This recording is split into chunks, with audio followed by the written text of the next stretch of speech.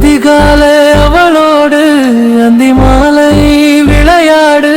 சந்தித்தோமே பிழையாக உயிரே